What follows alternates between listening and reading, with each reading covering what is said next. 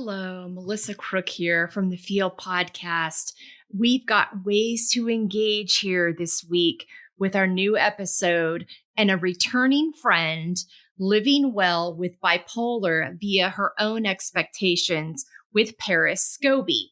You might recognize the first name Paris. She was formerly Paris Prynkiewicz, but has since gotten married and taken her partner's name and is now the lovely Paris Scobie. So we've got some great ways to engage as we are excited to bring her back and hear her updates this week. Here they are.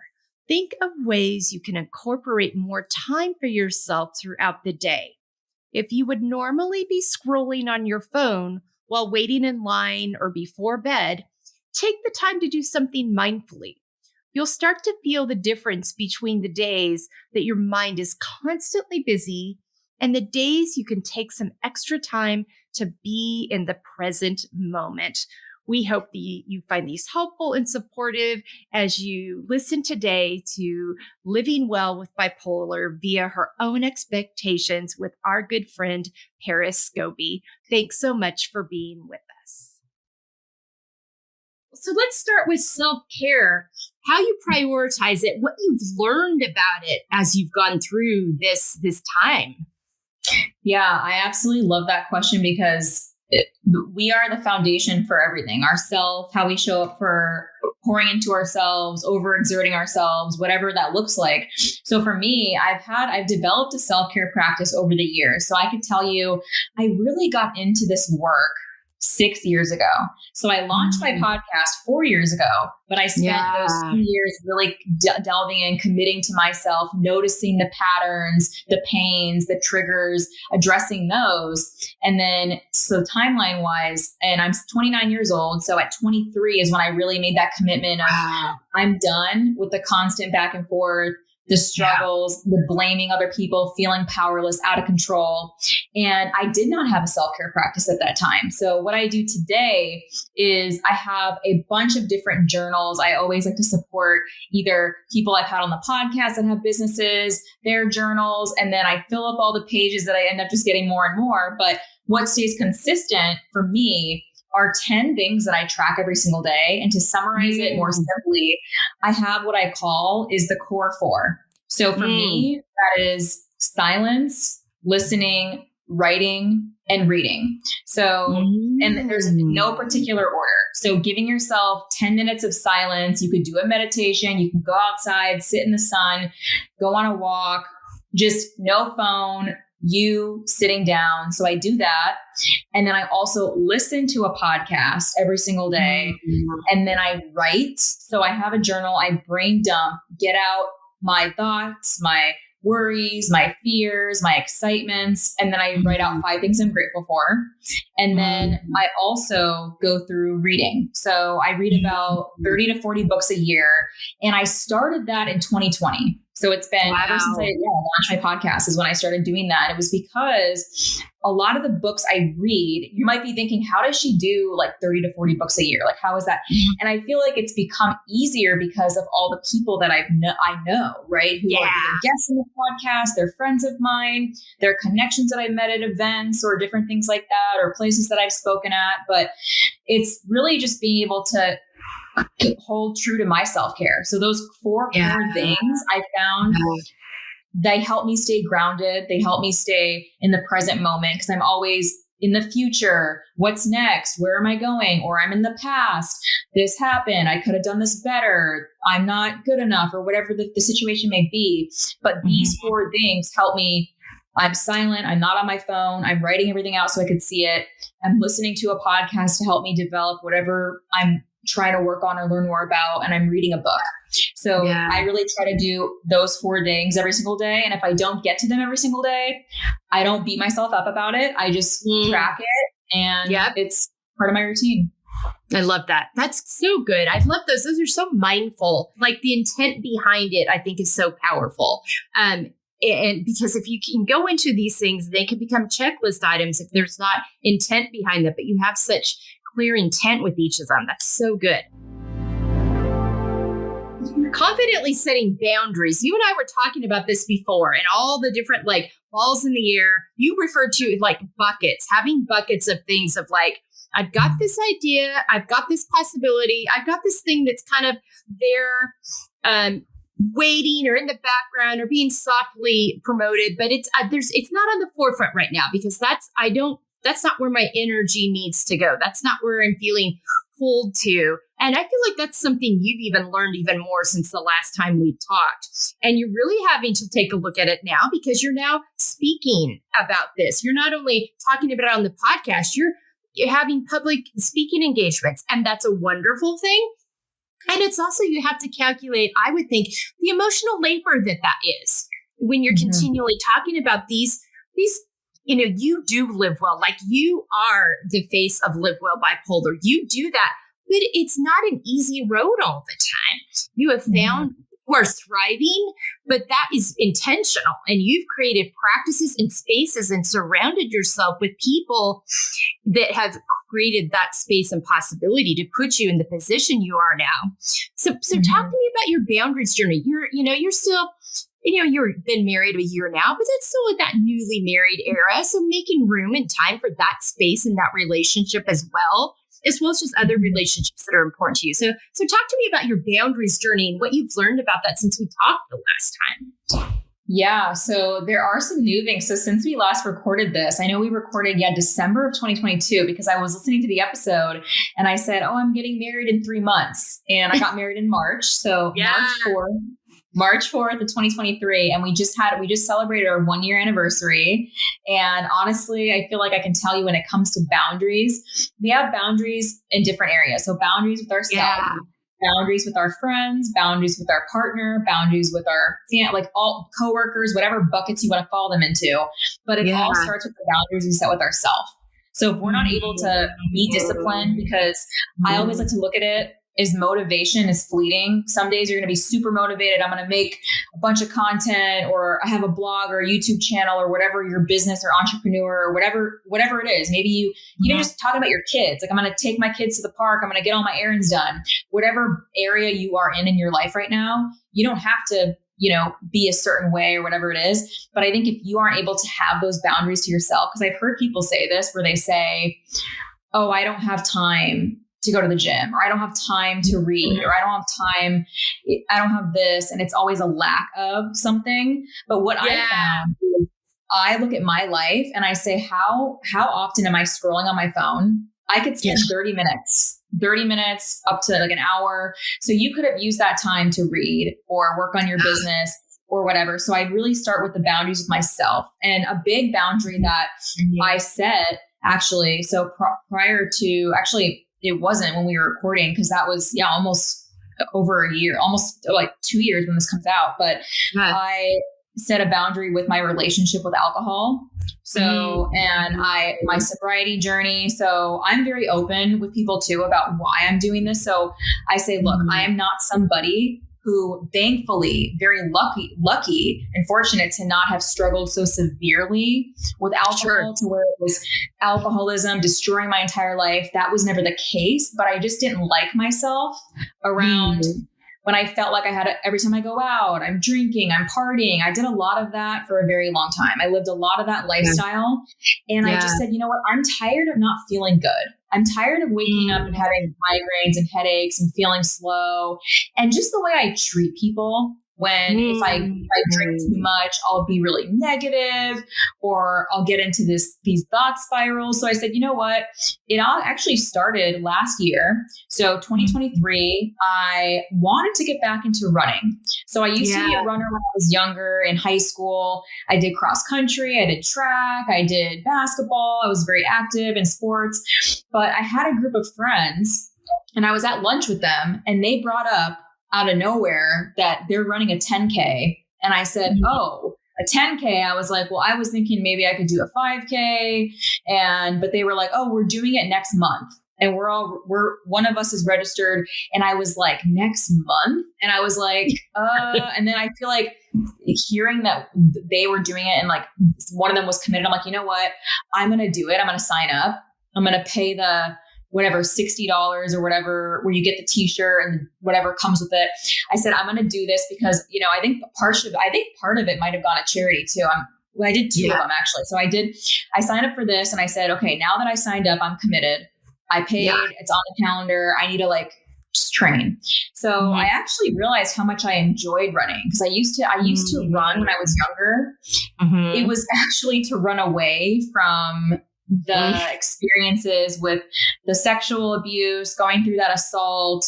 I struggle with self-harm. I talk about just body image, my diagnosis. I was actually diagnosed first with depression at 16, and then I wasn't diagnosed with bipolar 1 until I was hospitalized at 19. So I had quite the journey with that, and, you know, suicidal ideation, suicide attempt, all this stuff. So I really used running to just cover up, have the facade, and really, like, to put it as like an analogy, run away from my problems. Running. Literally. And now I rediscovered it as this is a way of me loving myself and loving my body and doing something that's bringing me closer to community and other women who share these same interests. And because of that, I said, you know what, if I'm going to run, I mean, I want to start eating. I already ate really well. Like we had meal plans, meal prep, all this stuff.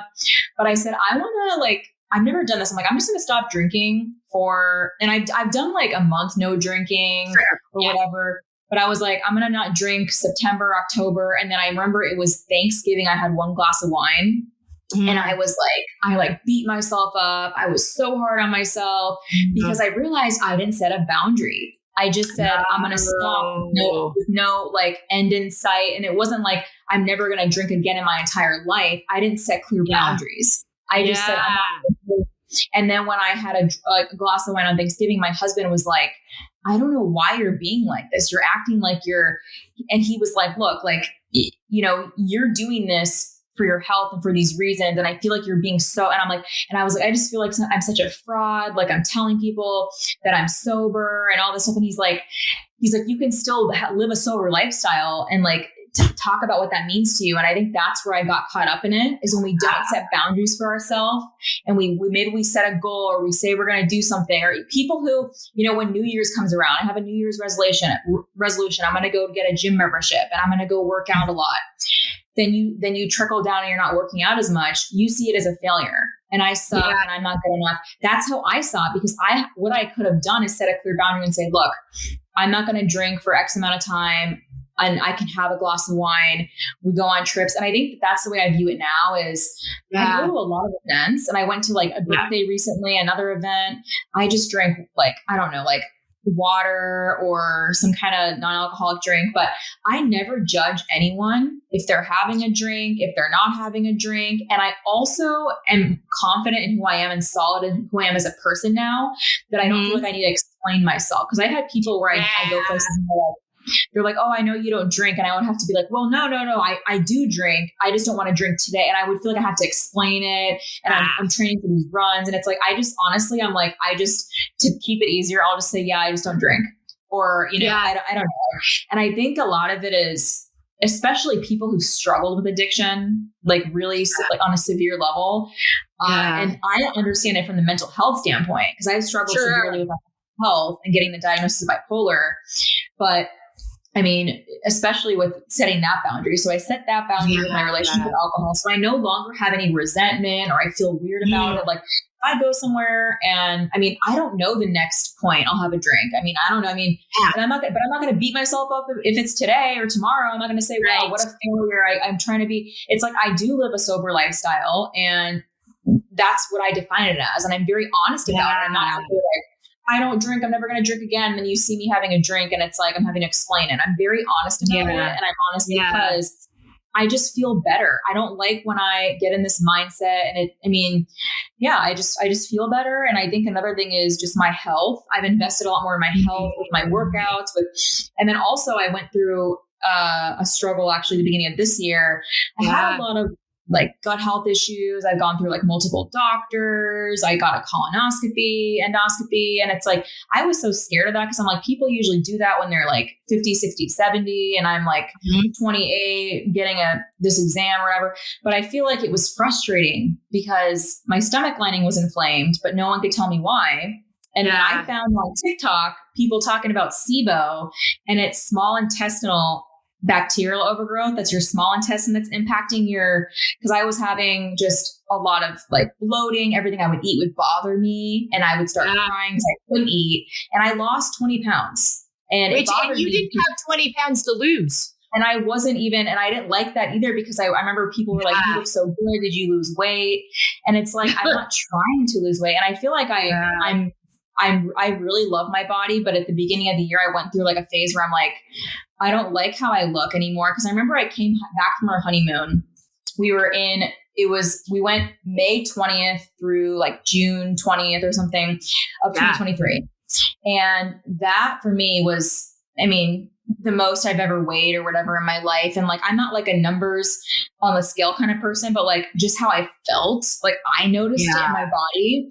And I did, when I was younger, I did struggle with like body image, and, I was never diagnosed with eating disorder or anything, but I definitely had those characteristics of what you would see when you Google anorexia, bulimia. I had those traits for probably about at least a year or two.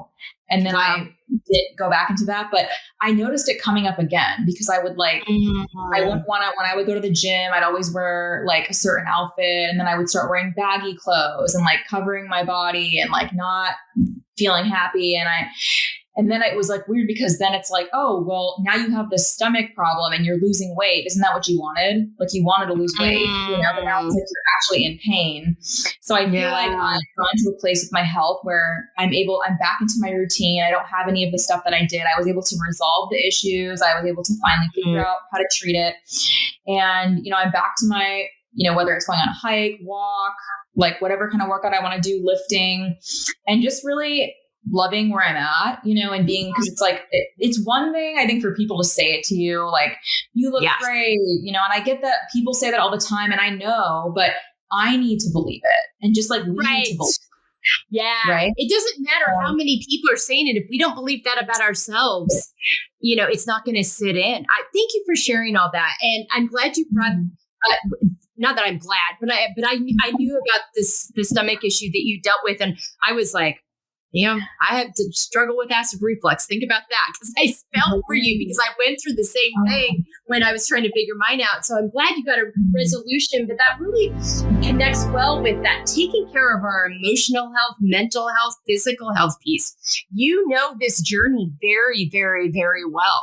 And you've just spoken beautifully on how all these things are connected and the impact it can have on us. So talk to me to go into that a little bit more about what you've learned about that, and how you manage that with these different issues and challenges and diagnoses, to keep everything in balance, but also checking yourself like, okay, wait a minute, I'm feeling this up here. What do I need to look at? Yeah. So really what I do is I'm in therapy. I've been in therapy for a number of years, and I'm very fortunate to be able to do that, because I know, obviously they're depending on the situation, insurance, like therapy cannot be an option for a lot of people, so I feel like I'm thankful, to be able to have, insurance, through my husband, that, because I was actually on my own, but then I shifted to his, and then I actually resigned from my job,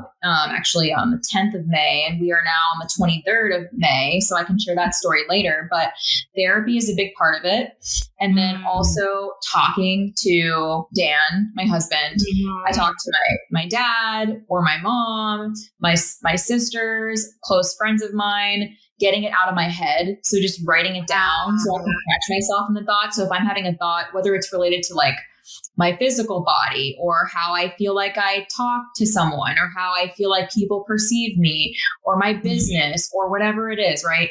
I get it out of my head, and then I tell it to paper, and then my husband, and then I have those conversations, and I talk about it with my therapist, because I feel like we are all very good at creating narratives around things. Like I can have a belief of, I can give you an example, is like, if maybe you're about to launch a business, right? Maybe you're doing a business where you're designing like bracelets, and you go out to different music venues and, farmers markets, but you're thinking like, all my friends think I'm dumb, or I'm sharing about my business and everyone thinks I'm dumb on social media.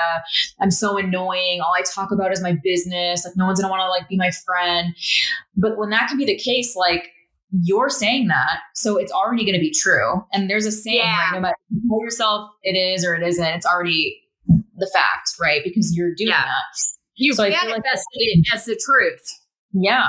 And I can tell you guys, I would do that before I fully committed to like working on myself about those 6 years ago, I would walk into rooms and my mind would lie to me and tell me that everyone in this room is judging me. They're all talking about me. My outfit looks stupid. I sound dumb. Everything I say sounds dumb. Like it was just instant, like overcrowded with negativity. And I feel like I do a really good job of this, of showing this in my book. So I talk about it in my book. I have italicized versions of my book where I take the reader into my mind, because I feel like there's a lot of people who don't understand why would someone, try to end their life, or how does someone get into such a deep depression? I don't even know. Right. So I want to show you, this is how I spoke to myself, and this is how I made my reality. So when you're living in an environment, in a reality where you are in abusive relationships, maybe you don't have close friends or family who support you and lift you up, you're going to do the same to yourself. And it's going to be really hard. So I feel like I lived a lot of that. And what's helped me get out of it is honestly, starting with myself and saying, you know what, because I went back and I worked at the same hospital where I was a patient at. So that's what I say in my presentation. I talk about, it's called The Echoes of Transformation, going from patient to provider to advocate. So I talk about these 3 pieces, and actually it's on my book. So the cover of my book, I didn't realize this until this year. It's actually pretty funny. Oh, wow. Yeah, that's pretty. These 3 doors. So patient, provider, advocate. I was looking at it and I was like, that's what that is. Because I knew I in the process of creating the cover and everything for the book, I knew, but I was like, I don't know. And I feel like that's always my message for you guys is the whole time I felt like an imposter. I was like, I feel like I tricked the system. I was like, what would people think in here if they knew that I was a patient here? What would they think if they knew I was living with this diagnosis? If I was court-ordered treatment, if I was severely mental illness diagnosis, no one would take me seriously. No one would. I would move up in my career. I would be looked down on. And really, again, that's what I told myself, because I saw this in movies and TV, and I didn't know anyone else living with bipolar. I didn't have and there were so many stigmas out there. And so you were just, you bought into that narrative, that inaccurate narrative. And I think the other thing too is, I remember when I met my husband 5 years ago. Well, 5.5 years ago. So that gives you a little bit of the timeline. So I was only doing the work on myself for like 6 months. Okay. And then I met him. And I met him, and I just had gotten out of a bad relationship.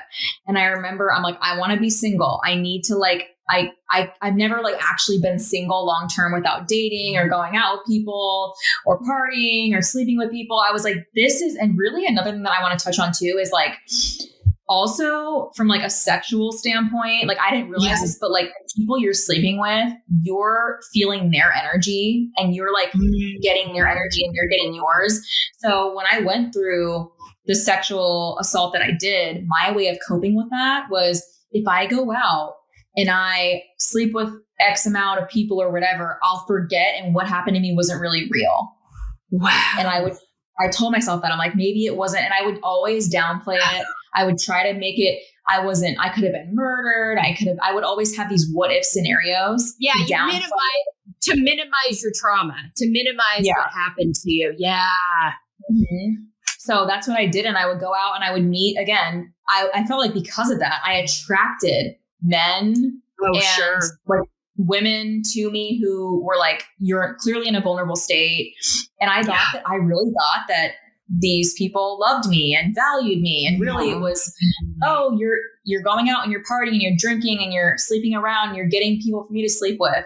That was the extent of these relationships. It was never tell me about your passions or your dreams or what you're working on. It was always so surface level. But for me, that was good because it was distracting me from the pain. And I was like, it's layering on stuff to where this really wasn't like in the focus anymore. And really that was making it worse, because when I finally did meet my husband, I pushed him away in the beginning. I was like, we would go. I remember I met him at a pool, like outdoor kind of like calmer version of like Old Town Scottsdale pool club that now shut down. They're still open, but they're now like a Mexican restaurant. But I was there with a friend. He was there for a birthday, and we ended up connecting. And, you know, the friend that I was with yelled at him across the bar and was like, "Are you getting a drink for yourself or a girl?" And he's like, "I'm single." And she's like, "Well, you should get out there and meet people." And then she's like, "Actually, you should come meet my hot best friend." And I would get so mad at her because I'm like, you always say that. And I don't like it because I want to just hang out with you. I don't want to talk to other guys. I just want to like really just, it's a lot. But then she brought him over and we were talking. And then from there, I mean, we ended up going to, if anyone's listening to this, like in Arizona, or you guys know Cheesecake Factory or Dave and Buster's, like those are my favorite places in the world. Like I loved it there. So we went there, we hung out, all of us together, like all night. And then I ended up going home. We all went home. But then he asked me on a date, and we went on another date, and then we went on more dates. But it was so different from other relationships because I feel like I opened up the door and I set the precedent for being disrespected, because I would just say, I'm going to meet people on dating apps. I don't care. I'll come to your place. I'll go have casual sex with you, whatever. And that's all I really wanted. I didn't want you to get to know me because I was afraid to tell you that I was living with bipolar. I was hospitalized. I was going through all this. And I remember I opened up to him. And the different thing with him too, is he never disrespected me or was like, you know, just trying to sleep with me. He really wanted to get to know me. He was like, I really like asking him questions and very interested in my life. And I feel like from the very start, he made me feel so safe that I felt like I could tell him what was going on. And I thought in my mind, I was like, this is great because I'm going to tell him all this stuff about me. And he's going to leave me and never want to talk to me again, because I wanted him to hurt me rather than me hurting him by like continuing to go on dates and then like blow him off or not show up. I was like, I want him to like know me and then be like, she's not worth it. She's crazy. She's weird. I'm done. And I was like, this is going to do it. And really it was the opposite. So when I ended up telling him, he was like, thank you so much for sharing this with me. I feel like it makes a lot of sense. Like, I feel like, you know, you're so brave. And he was actually the first one that encouraged me to start my podcast, because I didn't have my podcast. I wasn't even working on my book at the time. I didn't do any kind of speaking because I didn't even tell anyone that I was living with bipolar. I didn't do anything. So I remember that. And I remember it was February of 2020 is when I launched the show. And he was always like encouraging me and in my corner. And I feel like it is, but I think I would have never had that had I not started with myself and really believed in me, to think that I was deserving of someone like him. Because for a long time, I would push him away. I would try to sabotage. I would go back to my unhealthy coping mechanisms, and he would call me out on it and be like, are you just going to live your whole life? Like what? And he would help me be like, let's get to the root of this together. Let's actually figure out where a lot of this pain is coming from. And it worked. I mean, I was able to do something I never thought I would do, which is resolve my relationship with my mom. That was a very tumultuous relationship for a very, very long time. And now be in a place where, you know, we just saw each other on Mother's Day. I wrote her like a really nice note. She was like in tears, and like I was in tears. And to have this relationship that I never thought I would have. I was like, I'm never going to have. It would really bother me, but I would act like it wouldn't. It would bother me so much. But if anyone tried to bring it up, I'd be like, I don't care. I don't care that she doesn't talk to me. I don't care that we don't have, but it really hurt me because of how I was acting. So I feel like it's often things that we try to dismiss or push away or push down. That like we need to get it out on paper, get it out in therapy, get it out some way. But don't just dismiss it. Don't just ignore it. You deserve the peace to work through it. Yes. That right there. Thank you so much for all of that. That was really, I think, so important in so many ways of what we do to ourselves, our self-talk, the ways that we will stuff and not deal and sabotage just because the fear And the shame of dealing with the pain is just, we think we can solve it, and it just keeps piling up and piling up and piling up. And you can't, and we're not carrying that. We have so much value, but we don't see that. And so the power of Dan coming into your life when he did is just really, I love that story. I love your story. I think it's so important. But the power of having someone see you for the first time and value you and hear your story and celebrate you is also really powerful. But you also have to be in that, like you said, that position to receive it, because and how he would be honest with you about that and stayed with you. I think that is amazing. That is incredible. And it is so much a part of how we evolve and grow and get through these things when stuff has been hard, and knowing that we're worth loving. But it has to start with us so that we can be ready and open when these relationships present themselves. So, gosh, so many things are so good. Thank you for sharing that. And your book, Crooked Illness, is out. You can get, folks, you can get it. It's a really authentic portrayal of Paris's journey. I have myself. I highly recommend it. She's doing it, recording an audio version of it right now. So that's going to be available soon. And you're going to want to get that. And I will tell you, it's really important. These stigmas that are out there about this condition have to be broken down. And there's still a lot of work to do there. And there's still, it still doesn't feel safe for so many people to share this in their workspaces, to share it publicly because of the stigmas that are around it. But Paris, through her book and her podcast, and go to her Substack too, and all this is going to be in our resources page, she's breaking down these walls. She's sharing people's stories, and more people deal with bipolar than you realize. It is so much more prevalent than what we realize because of the stigma. So many people live with it in silence.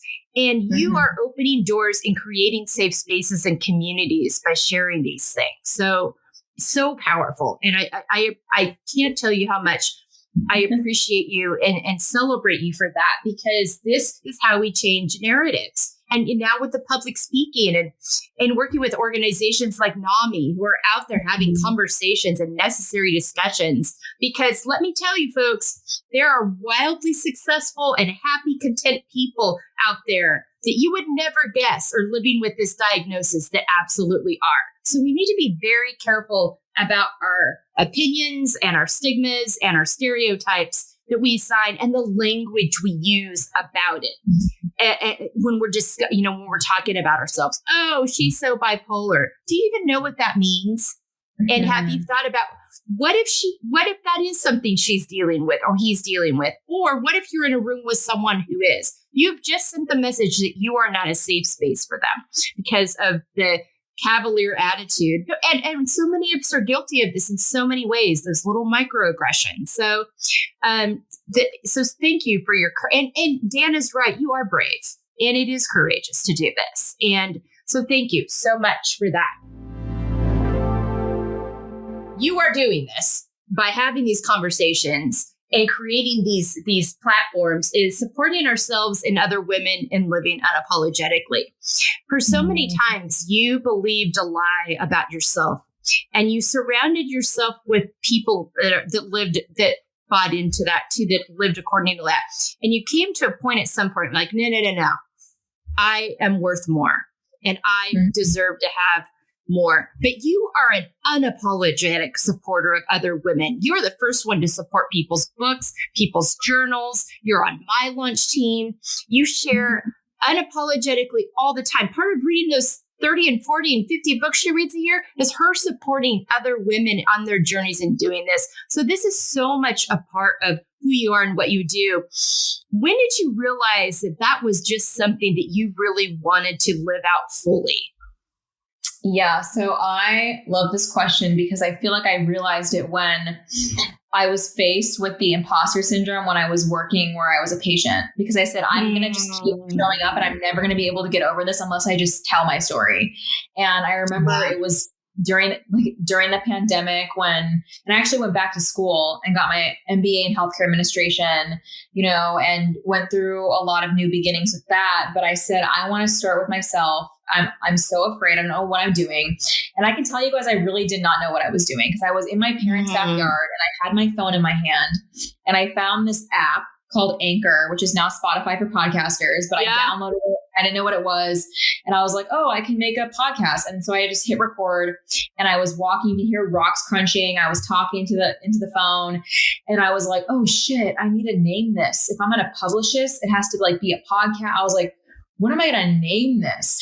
And I was at the time, I had a Word document and I was writing Crooked Illness. I think I just opened it up and wrote Crooked Illness. Here's kind of what I want to talk about. It was very beginning stages. And I said, well, I don't know what to call it. I'll just call it Crooked Illness because that's my story that I'm working on. So I'll just call it that. So I had Crooked Illness and it was the relationship between physical and mental health was my first episode. And I hit publish and I remember sending it out to just everyone that I knew. And I remember getting a message back from someone that I thought was a friend of mine who was like, stop. I don't care about this. I'm not going to listen to it. I don't listen to podcasts. And it crushed me because I was like, maybe I am dumb. I don't who am I to make a podcast? Who am I to talk about this stuff? But I didn't let it get to me. I really was like, you know what? That was the beginning of me realizing about setting boundaries. Cause I would just I would do everything with everyone. I would go out with everyone. And I was like, you know what? I don't want to do this anymore. And that was a friend who it was always the clubs, going out partying, drinking. So I'm like, and then I remember being called lame, I'm not fun from certain friends. Wow. And I was like, you guys, do you not know how bad I was hurting when I was the person that the person that was in so much pain and I'm now growing and I feel like I was able to release that and move into myself. But that's the moment when I said, because I can tell you the truth. This year I'm at almost 207 episomes of the podcast. And that's a consistency over 4 years. And I took a break. I did take a break for our wedding because I said, you know what, I'm going to take these 3 months off to be present. And again, I wanted to do this for my younger self because I did not know anyone else living with bipolar disorder. And I would hear this over and over again from my guests that I interviewed. I remember people saying, well, I don't know anyone else who's a Black man living with bipolar. I don't know anyone else who is a woman from a West Asian culture, indigenous family, coming to the United States to pursue, a career as a psychologist.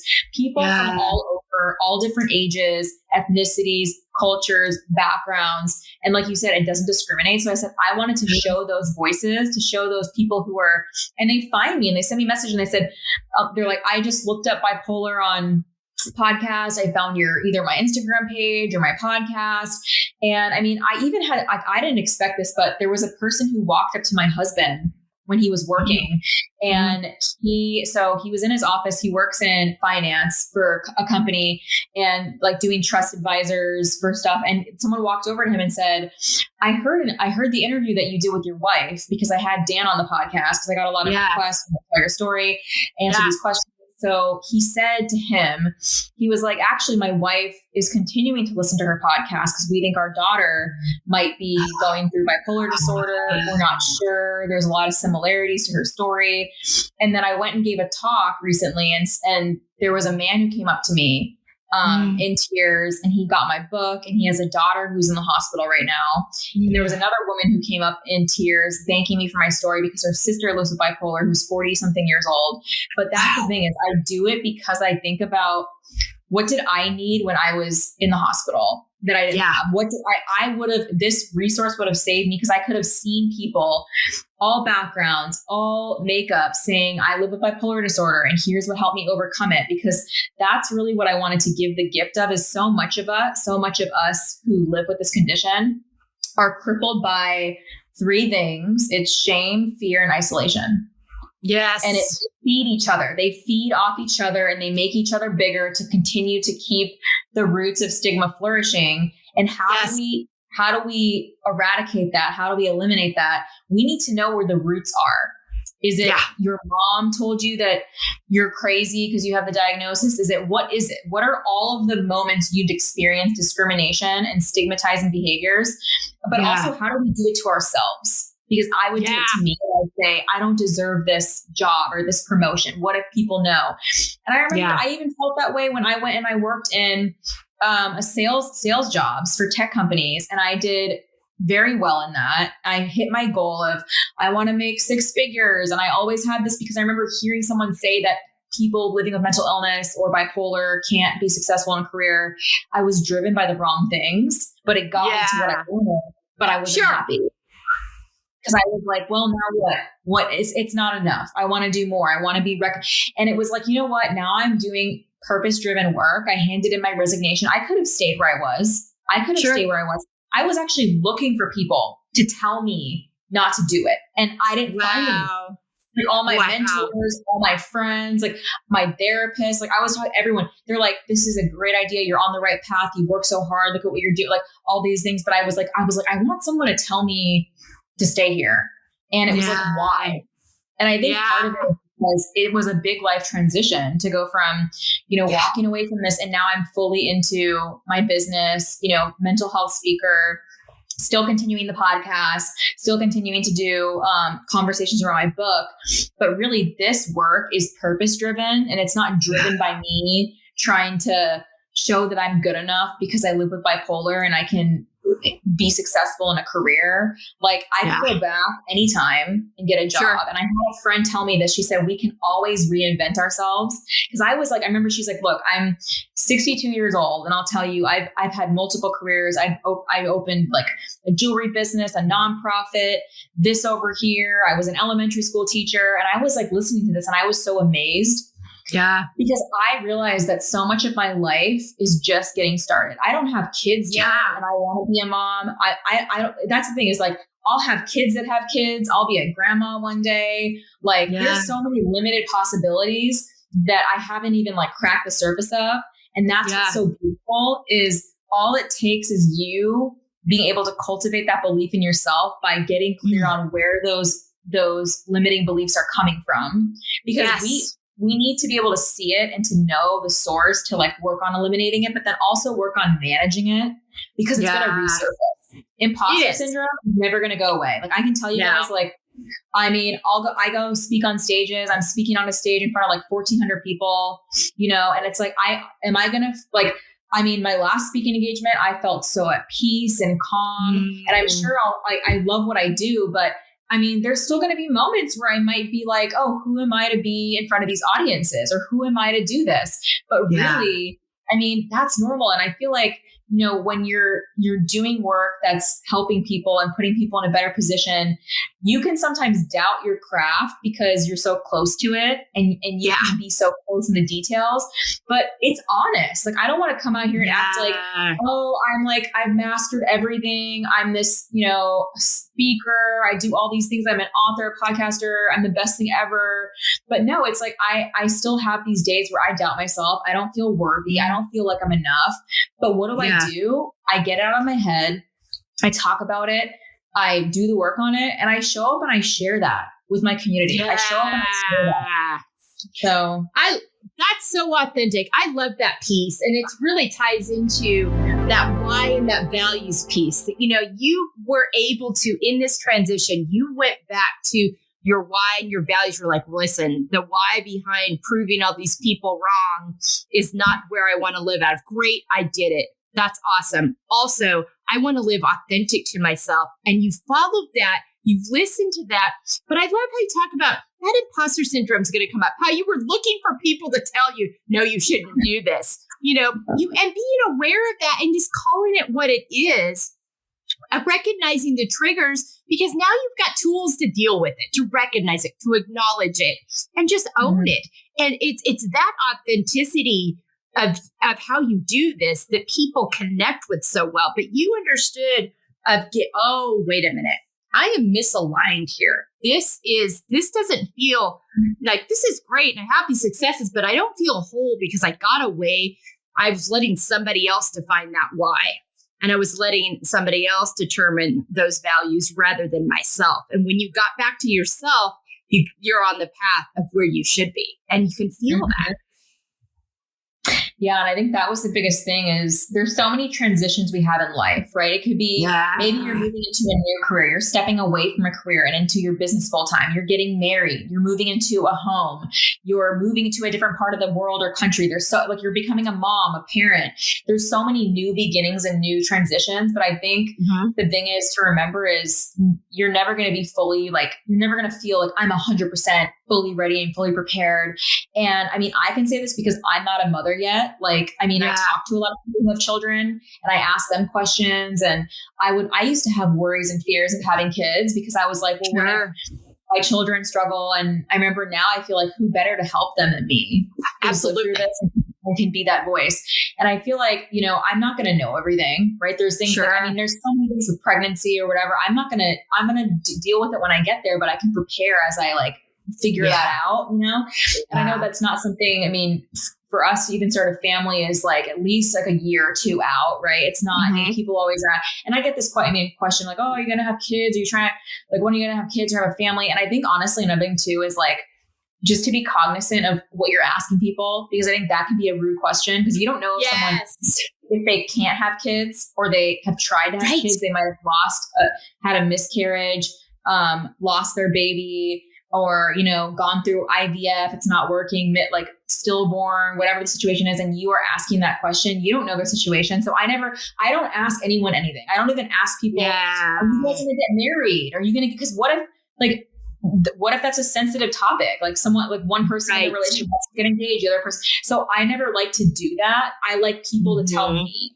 And if they want to share things, I don't dig into it. I think that's another part of like being emotionally intelligent and aware is like just having respect for people. But then also if you don't know how to say something or do it, ask, right? And say, I mean, there's so many things, right? Especially with bipolar disorder or, you know, topics where people can be, you know, put into buckets or discriminated against, right? You know, if you feel ignorant in a topic, ask someone. So ask me, be like, oh, like, how do you like to talk about your diagnosis? Or even asking someone who's talking about their sexuality, who's maybe saying, I identify as queer or gay, being like, what do you prefer that how do I say these words? Or like, what makes sense, right? Instead of just assuming, right? Because there's so many settings that we don't know about. I mean, and there's things I will admit, like I don't have the most knowledge on certain topics. And I want to let the person know I'm not trying to be disrespectful. I want to know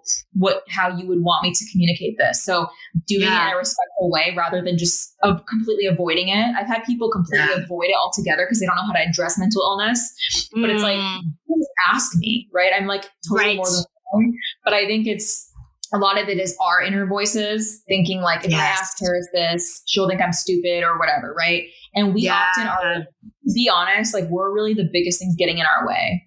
Yes, we are. Which this goes beautifully into living out of your own expectations versus others. You've given us a masterclass on that throughout this conversation. And I mean, beautifully, I love what you said about asking people how you want them to speak to you, show up for them, support them, being cognizant. I think so many times as women, and especially once you get married, there's an assumption out there that you're going to have children. Maybe you've decided that's not the best route for you, or maybe you just don't feel called to be a parent. You have other places you want to put your energy, or all the issues that you brought up about miscarriage, infertility, disagreement about concerns about, your health issues and how it's going to impact you. I mean, there's so many things, but this automatic assumption that we're going to become parents, but also all these other, just don't assume. Ask questions, be curious, be empathetic, be kind, and yes, thank you so much for that. That's so good. And it's so in alignment with that expectations piece, especially all the stigmas that you face. But I want to read something that you put up on your new Paris.Scobie Instagram lately that I'm going to read from this. And you posted this a year ago. But it's still, there's so much to this, and it will be clear, no pun intended, people, you'll understand my joke in a moment, of why I brought this up. So Paris posted this 6 days ago. On May 30, 2023 was a day I almost gave up on my dream. At the same time, life felt like it was finally coming together. Beautiful wedding of our dreams surrounded by love. Bought and moved into our first home together. I accepted a new job and was growing in my career. We were on an epic month-long honeymoon in Europe, and those pictures, people, I follow Paris on her personal, oh my God. Like, I'm like, can I get to Greece today? Can I please get to Greece today? Oh my God. They were incredible. But there was something, I digress there, but back to the post. But there was something I was battling with internally. That something was making the decision to close the chapter on the work I had been doing since 2020. That would have meant saying goodbye to the podcast, never sharing my story again, whether from inside the pages of my book or speaking on stages, shutting down all my social accounts. As soon as I said that out loud to Dan that I was going to close out this chapter for good, it didn't feel right, but I felt like I had to follow through anyway. A few hours later, we were sitting at this beautiful dinner in Rome, surrounded by travelers all coming together. There was a man seated across from me asking me questions about my book after my husband shared I was an author of this. I love this part. I ended up telling this man that I was going to focus on my career instead and stop all the work connected to my book, podcast, and speaking. Saying this again did not feel right. After some more questions, I asked him what brought him to Rome, and he said he was speaking at a conference in Romania. I asked what the conference was about, and he said, habits. In that moment, I remember pausing and asking if he was James Clear, the author of Atomic Habits, and he was. I still can't believe this happened to you. We ended up continuing our conversation, and he left me with something I did not think I would ever feel again. Hope that my work would make a difference because he showed me that it was already. Let this be your sign that just because one thing feels off doesn't mean it has to stop all the good. You are here for a reason and things don't happen by accident. Thank you, James, for your support because without it, I wouldn't be here doing the work I am doing today. Oh my God. I'm just like, holy cow, if that is not a sign from God, the universe, all the above, I don't know what is. I mean, there are things that happen in our lives that are coincidences. And then there are things that are manifest destiny, like honestly.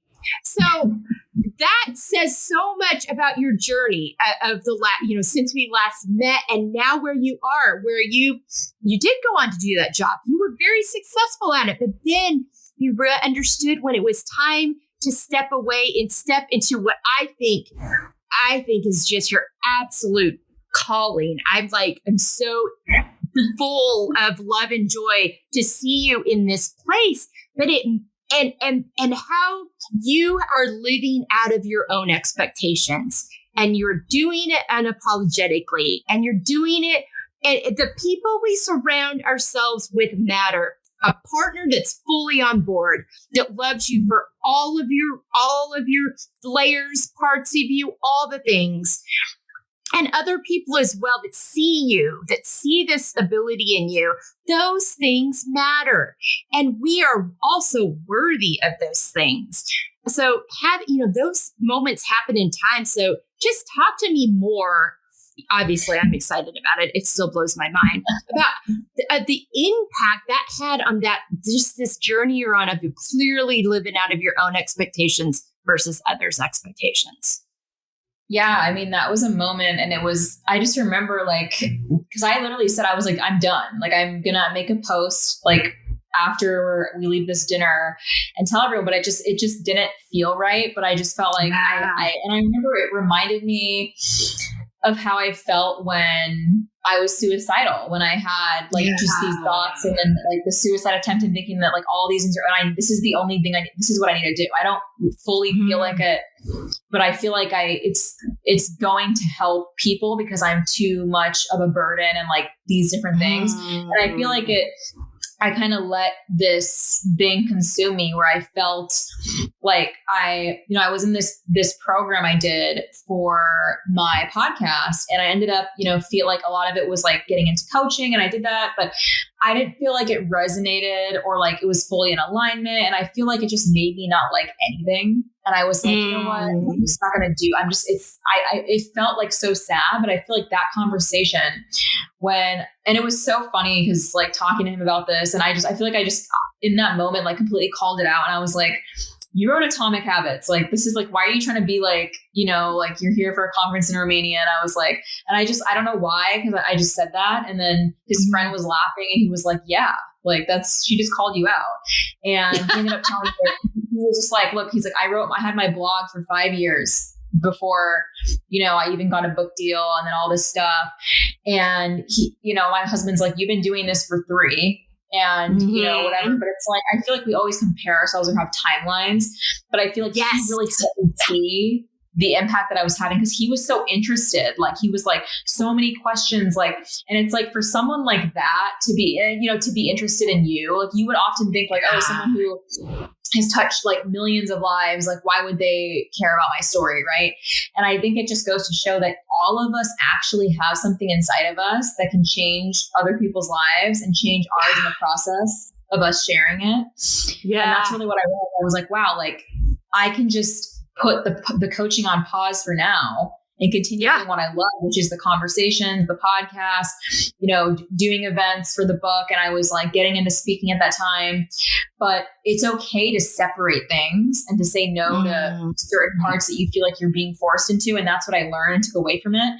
And I feel like I'm so happy because, had I not had that conversation, like I probably would have, shut down everything and been like, and that was what I was scared of too, is I'm like, I'm scared of my own stability because I feel like I've been able to do so well because I've had these interviews, these conversations, and I've been featuring it and sharing it. And I've been doing a lot of research on bipolar, but if I stop all of it, then where am I going to be at really? Right. But, it just goes to show you that like, whether you are listening to this and, you have a story or an experience that's been like sitting on your heart and you're wanting to share that. I interviewed a woman and it was so cool. I actually got to meet her recently. She was here, came out to Arizona to celebrate her birthday, and we got to meet. And I interviewed her on my show because she lives with bipolar disorder and she's also a therapist as well. And she said she found me because she had a really bad back injury, surgery for bed rest for a year, and just found my podcast. And she's like, I kept hearing you interviewing these people living with bipolar and they didn't have shame. So I'm like, how do I get to that? And that's when she started her page and she said, thank you for helping, be part of the catalyst for me starting this. So I feel like it's really cool because sometimes we're so close to the work or what, maybe you're listening to this and you also have a business or a podcast or a book or some kind of chant or something, right? I think that sometimes we can get so caught up in like, is this even making a difference? Do people even care? Like, is anyone even going to read my newsletter? Is it like stupid? But I feel like it's those moments where you get those messages, those DMs, those emails, those in-person interactions where they tell you like, I'm sharing my story because of you, or I'm starting this because of you, or I have hope because of you. And it just goes to show that all of us have that inside of us. And I'm so happy to continue doing this work. And I'm actually flying out to Denver on June 1st. So I'll be there for my talk I'm giving on the 4th. And I'm going to be, sharing my keynote presentation and then a workshop style on like what has helped me and the 200 plus people I've had on my podcast with eliminating the buckets of stigma. So I'm very excited for that, but I'm also more excited for the people who've been on the journey with me, whether you are a listener of my podcast, a reader of my book, a friend of mine, whatever bucket you fall in relation to my life, like that is what builds me up to feel like I can even make a difference in doing this work. Thank you for that so much. So good. Just so good. And you just blow all those stigmas and expectations of other people right out of the water with this story and with this sharing the other people's stories. Like, go check out Live Well Bipolar. Go to Paris's Substack. And this will all be in our resources page because this stuff is powerful. And these conversations are what allow us to make these changes.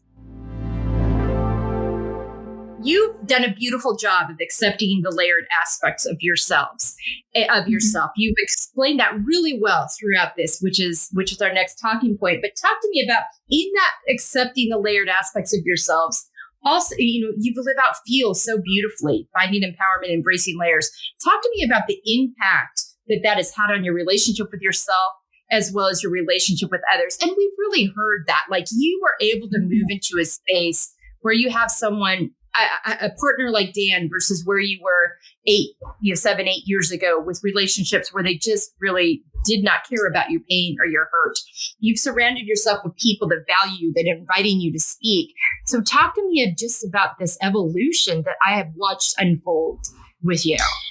Yeah, I mean, a lot of it is, I feel like, obviously starting with me, but then, working on myself to be able to have the relationships that I do with my husband, with my friends, with, mentors, and, building this community and, doing this work. But a lot of it is, it's never done. That's, I think, something to hold on to is, I think a lot of people think, or they'll meet me or they'll talk to me and they'll be like, you don't look bipolar. And it's like, what does bipolar look like? So I'm doing this work to show you. Such a weird comment. What is that? You don't look, wow. Yeah, I know that. I mean, or people have been like, oh, I didn't know. It's like, you seem like, but it's like, okay, well, what does bipolar look like? Right? We're shown what we see on TV, but it's really, there's so many people who are affected by this. So it's showing you my story, but then the other stories of people I interview, and then my story on a deeper level inside the pages of my book, and then my experiences through all of that,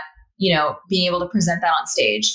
So really, that's what I'm continuing to do, is always investing in myself, pouring into myself, giving myself grace, knowing when to take breaks. And I think that that's often something that people run into, especially when you're an entrepreneur, a business owner, you work for yourself. You really actually end up working more than when you work in a job. Because I used to think, I worked in different places, different settings. And I would always, when I was younger, think about people. I'm like, oh, they're a business owner. They probably have like all this free time. They can do whatever they want. They can go everywhere. But it's like, really, it's like, you have to have so much discipline to like follow through and show up and do the work you say you're going to do and serve the people you say you're going to serve. And I mean, if you don't, it's like, then what's the point of doing this? Right. Yeah. So I feel like I'm always strengthening myself through like my discipline, the core 4 that I practice, my habits, the meals that I eat, my sleep, medication, therapy, just really knowing that, and also the relationships I have, and then really figuring out more ways that I can add value to people, right? And not, okay, well, like always moving on to the next thing. What's next? Because I feel like I operated in that for so long, and I've always been like, check this off my to-do list and I'll feel better. But it's like, I mean, look at all the things. I feel like I'm such a good cheerleader for people, but it's like, I mean, I hit 200 episodes. I published my book. I have this podcast. I speak on stages. I've traveled a lot of places in the world. We have a beautiful home, had an incredible wedding. I mean, the honeymoon was out of this world, like, experience. I mean, there's so many things that I've been lucky to do and that I've worked to have that I'm proud to talk about. And I feel like that's the thing too is, don't let people make you feel like you're bragging or like you're too much or you need to step down, because I mean, that's not the case. Right. And I think that it's okay to celebrate yourself, but it's also okay to want more at the same time in the process of your growth. So I think that's really what I've learned. And that's what I like about when you talk about the concept of the Feel podcast is, it's finding empowerment, embracing your layers. So how do you find your empowerment? Well, it starts with you and yourself. Then you can lay that foundation for your relationships, whatever those may be, but then also to embrace the layers of yourself, right? So one of those layers for me is my hospitalization, getting my diagnosis, going back and working where I was a patient, getting into advocacy, becoming a wife. Like, there's so many different parts, but embracing the good, the bad, all of it. And then knowing that I'm always going to be evolving. I'm always going to be learning. And that's the process of moving forward. And there's going to be setbacks. There's going to be obstacles still. But I feel like I now have laid such a strong foundation in who I am and in my foundation around me that when these things come up, I know how to address it in ways that I didn't in the past. We are down to the rapid fire, and then we're going to give people a chance to hear from you on your updates on your sites and all that's going on there. And speaking, so talk to me about 5 activities that nourish you. We've heard your core 4, which are very important, but what are just 5 activities that nourish you? Okay, so right off the top of my head is, I would say, time to self.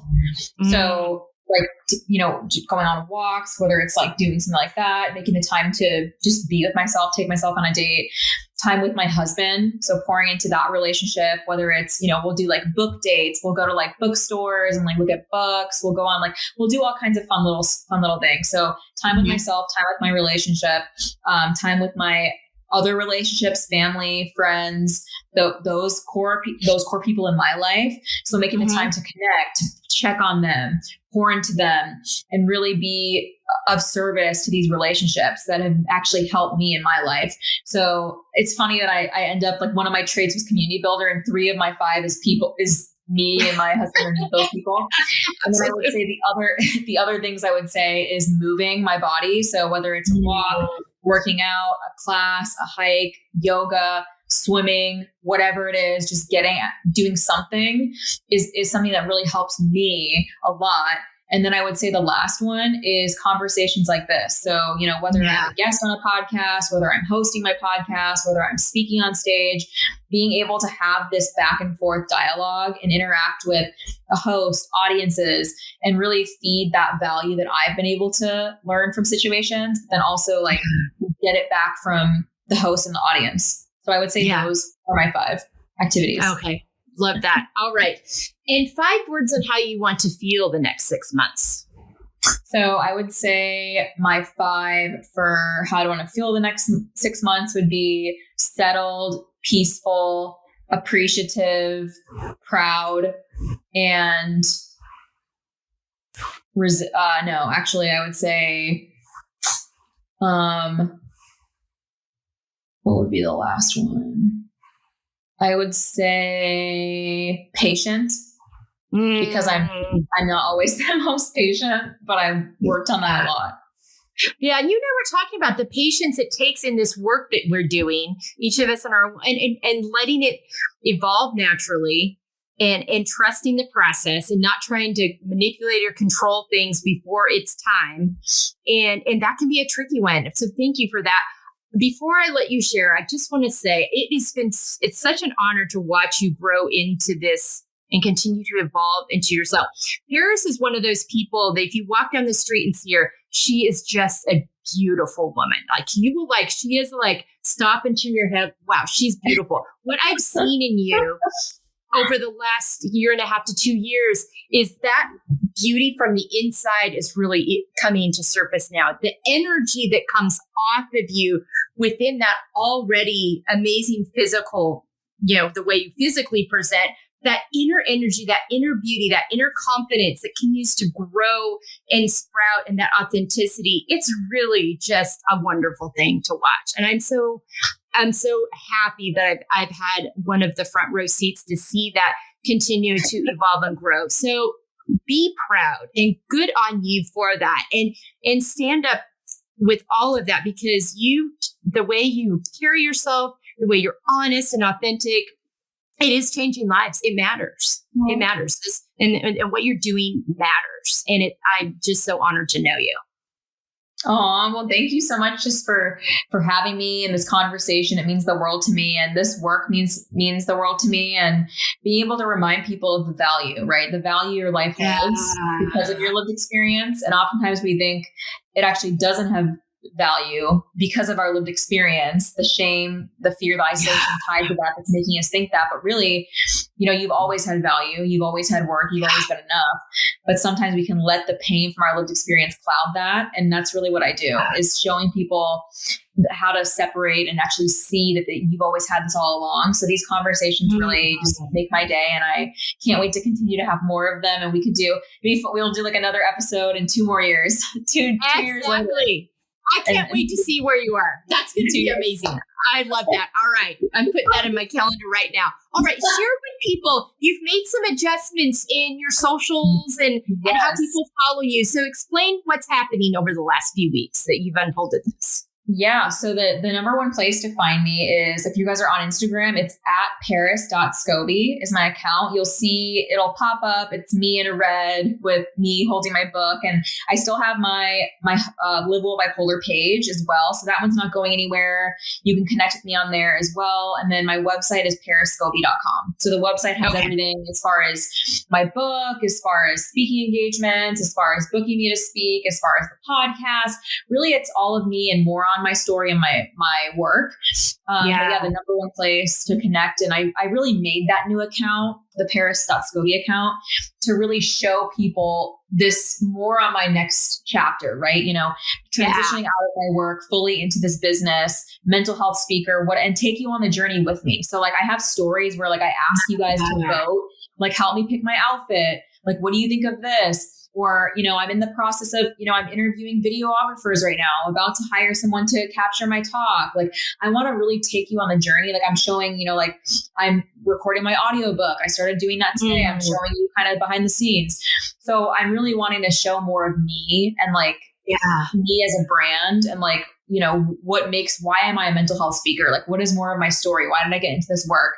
And then, you know, I'm going to continue every single Monday. I have episodes on the podcast, and my book is still there. But yeah, that's the good place to connect with me is there. And then also my website, I have a free newsletter.